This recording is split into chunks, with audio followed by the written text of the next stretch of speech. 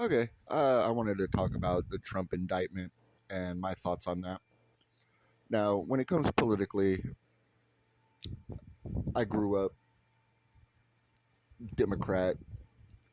I always thought I had liberal ideas, but those ideas have slowly been pushed to the right because now liberals and leftists are just going batshit crazy with their ideas and thoughts and don't even agree with me anymore. So I guess I'd be more centralist now, which is why I am not a part of any party. I am a true independent when it comes to voters. I don't get to vote in primaries. I don't want to be a part of any party because both parties piss me the fuck off. But when it comes to this Trump indictment, there's something they're not telling us. There's something that's not quite making any sense because the president does have the right to declassify classified documents, especially for his library, which every president is allowed to have, and put certain things in. Except for a few. I believe it was 1976, the Nuclear uh, Deproliferation Act, which was passed by Congress and Senate and signed into law by Nixon, states that the president cannot divulge any uh, uh, classified documents about our nuclear armament, our allies' nuclear armament, or that of our enemies. So the president cannot declassify those. Those have to stay classified. Well, now here's where it gets tricky. That's the only way they could press charges against Trump. And I don't like Trump. I'm going to tell you right now. I haven't liked him since the 80s and 90s, since I was a kid. There was always something like weird and creepy about him. Just, ugh.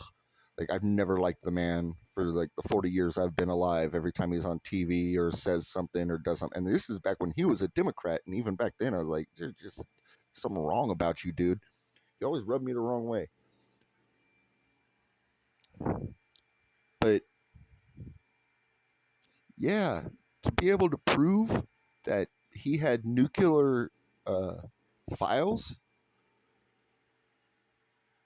the Department of Justice would have to release those files to the court as evidence, in which case it would become public knowledge on a public forum, meaning the Department of Justice and everybody that released it would also be committing the same crime they're accusing him of committing, and they would have to go to prison too. It's a catch 22. So, what are you charging him for? Because you can't release the evidence, or else you'll go to prison too if he did have that.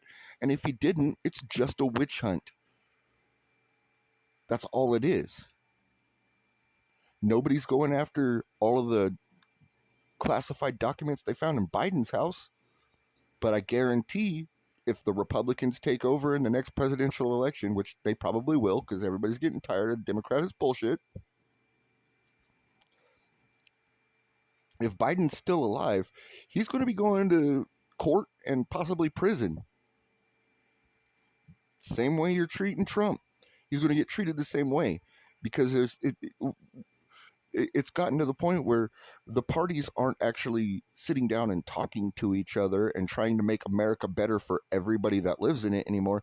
No, the parties are just fighting amongst each other like they're two different football teams trying to win the Super Bowl. And that's all they care about. They don't care about you. They don't care about the poor people. They don't care about the homeless. They don't care about women's rights. They don't care about fathers' rights. They don't care about all of the important things everybody else cares about. They just care about who's going to win the Super Bowl. So that's the future we've got to look forward to. It's just going to be witch hunt after witch hunt. It's going to be mutually assured destruction for both parties until both parties don't exist anymore and a third party rises up and takes over. And I feel bad to tell you this. It's either going to be the Communist Party or the Nazi Party, which are going to rise up and take over because that is the trend that everybody is going in. They're going to extremism. They're going to communism, fascism. Nobody wants to sit down and talk anymore. Everybody just wants to censor each other and fight amongst each other and be violent towards each other. And it's there's proof. You're watching the proof every day you turn on the TV and watch the news.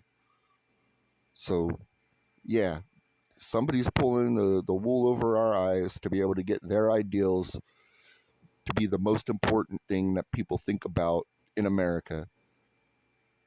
There's something really shady going on, and everybody's too busy fighting amongst each other to see what's going on or to even question what's going on. It's pathetic and sad, and this truly is the fall of Rome.